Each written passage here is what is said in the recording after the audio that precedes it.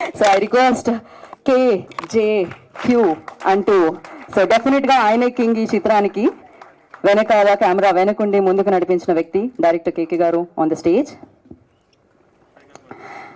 And అలాగే beautiful visuals, ఆయన ఆలోచనలు, ఆయన రైటింగ్, ఆయన ఇమాజినేషన్ ఏదైతే ఉందో దాన్ని రియాలిటీలో తెచ్చి సో అద్భుతమైన కలర్ టోన్ ఇచ్చి ఆయన కెమెరాతో మ్యాజిక్ చేసిన నగేష్ గారు, I request on to stage please, DOP of this film.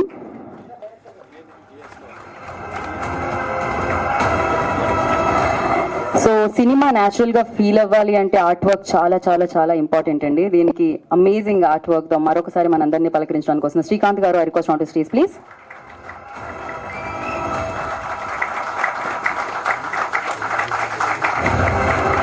So కన్నడలో స్టార్డమ్ తో ఒక రేంజ్ లో ముందుకెళ్తున్నారు ఈయన. బ్లింక్ అన్న చిత్రంలో ఈయన పర్ఫార్మెన్స్ తో మన ఐ బ్లింక్ చేయకుండా ముందుకెళ్లేలా తీసుకెళ్లారు. అఫ్ కోర్స్ దసరా తర్వాత అందరం తన వర్క్ ని అడ్మైర్ చేసేలా చేసేసుకున్నారు అనమాట.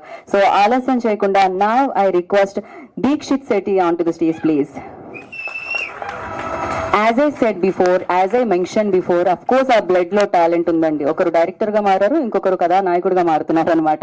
సో ఎస్, ఆలస్యం చేయకుండా Sasi Odela, I request on to stage please.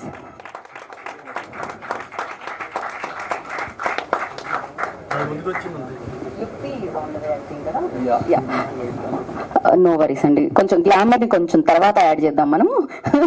ఈలోపు ఒక పిక్చర్.